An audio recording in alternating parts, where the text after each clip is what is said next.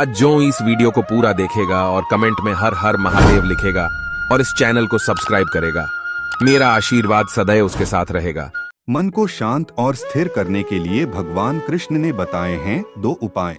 किसी भी चीज को समझने के लिए सबसे पहले मन को शांत रखना चाहिए और फिर काम पर ध्यान देना चाहिए, क्योंकि हम मन से ही प्रश्न खोज लेते हैं और मन में ही जवाब देकर बैठ जाते हैं।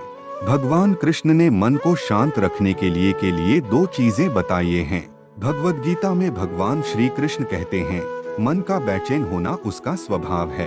हमारे मन को लगता है कि अगर वह अलग अलग बातों के बारे में सोचता रहेगा तो हमें आने वाली हर मुश्किल और मुसीबत से बचा लेगा, पर ऐसा होता नहीं है। हम अपने जीवन का काफी अधिक समय सोच विचार करके परेशान होने में निकाल देते हैं। भगवान श्री कृष्ण कहते हैं कि मन का यह स्वभाव बदलना मुश्किल जरूर है, असंभव नहीं। अच्छा, अब आप एक बात बताइए, क्या आप कौए को कह सकते हैं कि वो काम की आवाज ना करे? या फिर क्या आप किसी मेंढक को कह सकते हैं कि वह पानी देखते ही ऊंची छलांग ना मारे?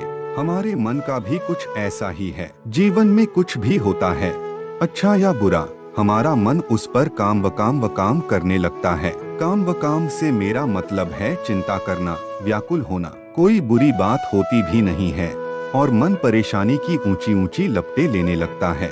कभी कभी तो मुझे ऐसा लगता है कि हम में से कई लोग सिर्फ परेशान होने के लिए जीते हैं। सारी परेशानी, पीड़ा, दुविधा अक्सर हमारी मन की बनाई हुई कहानियां होती हैं। भगवान श्री कृष्ण हमें हमारे मन को शांत और स्थिर करने के लिए 2 उपाय देते हैं। पहला, ध्यान लगाना या मेडिटेट करना। दूसरा, वैराग्य भाव सीखना। अब ध्यान या मेडिटेशन शब्द सुनते ही आप में से कई लोग कहेंगे कि आप आंख बंद कर सांसें अंदर बाहर नहीं ले सकते।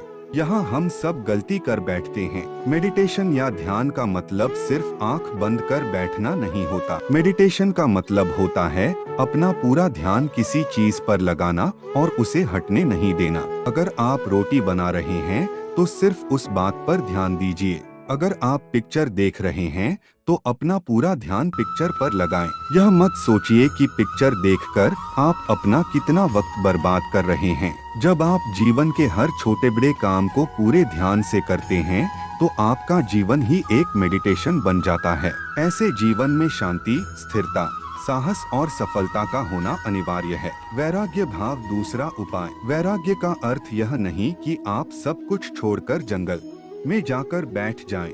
वैराग्य का सच्चा अर्थ है कि आप जो काम कर रहे हैं उसका क्या नतीजा या रिजल्ट निकलेगा उसकी चिंता ना करें। जैसे अगर आपने कोई इंटरव्यू दिया, आप यह कर सकते हैं कि पूरे मन से तैयारी करें और अपना बेस्ट देकर आ जाएं। वह नौकरी मिलना या ना मिलना आपके हाथ में नहीं है।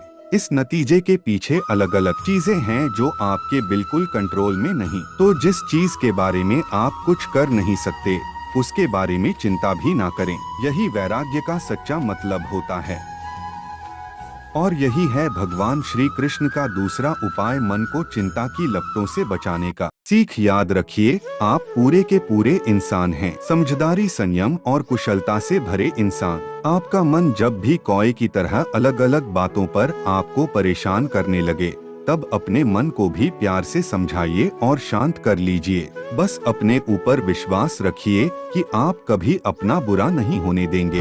अगर यह वीडियो आप लोग को अच्छा लगे तो हमारा इस चैनल को सब्सक्राइब कर ले।